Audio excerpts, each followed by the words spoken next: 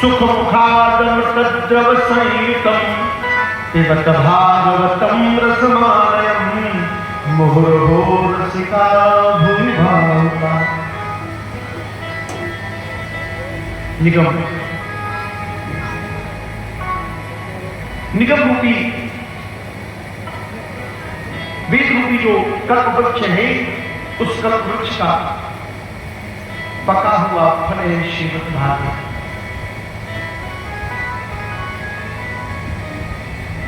गलितम फलम, पका हुआ है, परिपक्व है।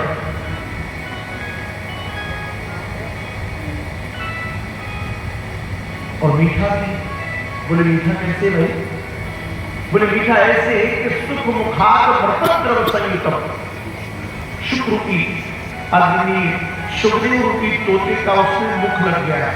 और हम आप सब जानते हैं कि जिस फल में तोते का मुख लगा हो तो फल मीठा ही होता है। या ये मान ले कि तोता उसी फल में मुख लगाता है जो फल मीठा हो। तात्पर्य तो एक ही है, चाहे तोते का स्वभाव मीठे फल का हो, चाहे तोते के स्पर्श से फल का स्वभाव मीठा हो जाता। इसलिए सुख मुखाद मृतद्रव संयुतम, अर्थात अमृत द्रव्य से संयुक्त है। तो क्या करना चाहिए?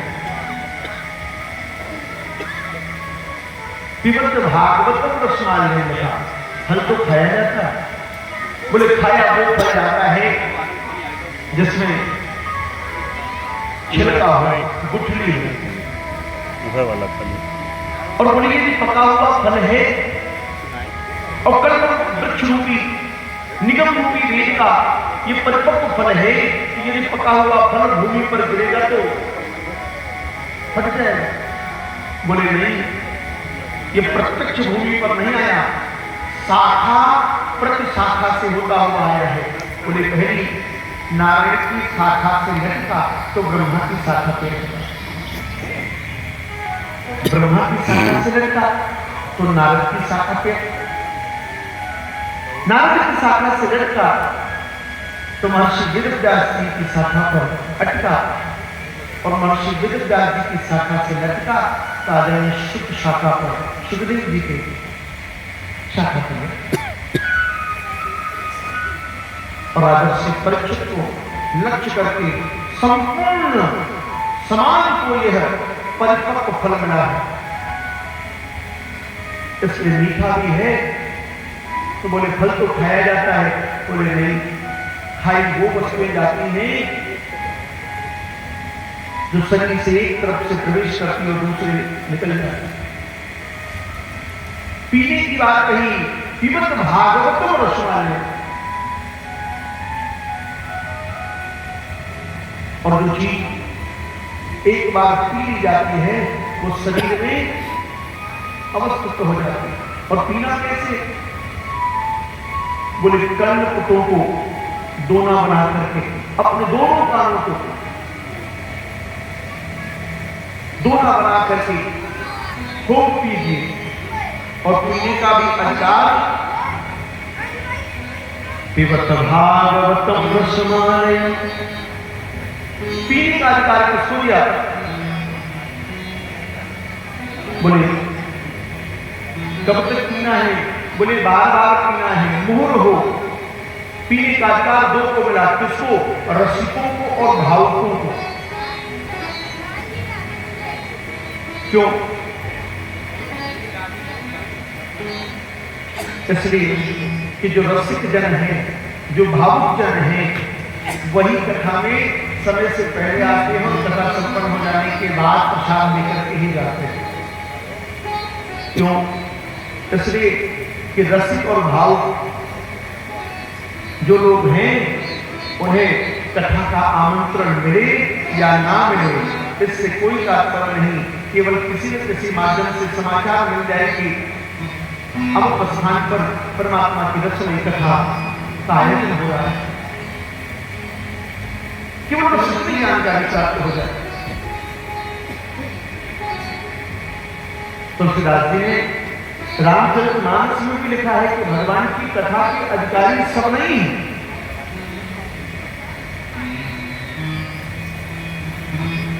राम कथा के तेहि अधिकारी, जाके सत्संगत पुजारी। राम कथा के तेहि अधिकारी, जाके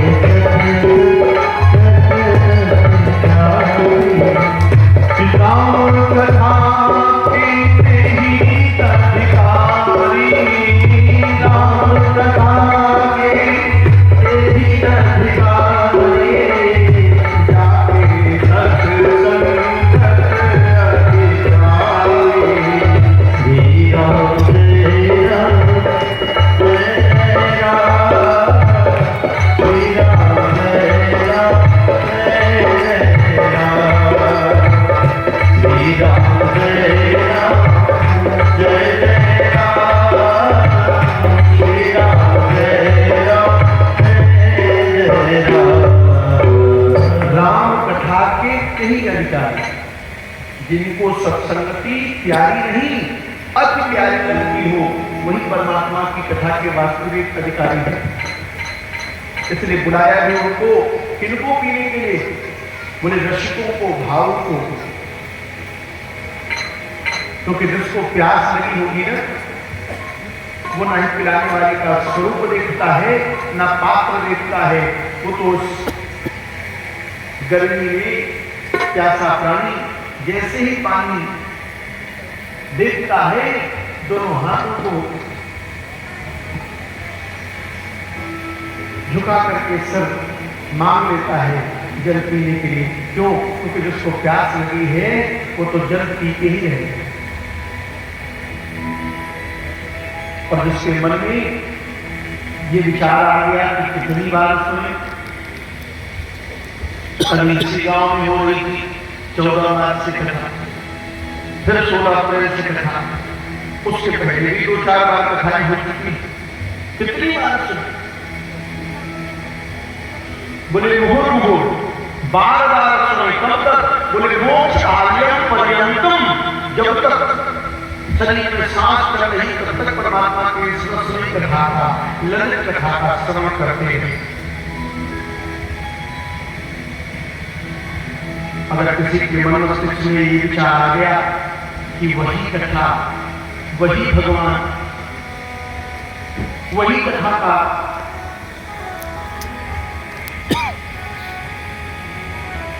अगर ऐसा विचार किसी के मन में आ गया तो इसका मतलब आज तक उसने परमात्मा की कथा को सुना ही नहीं।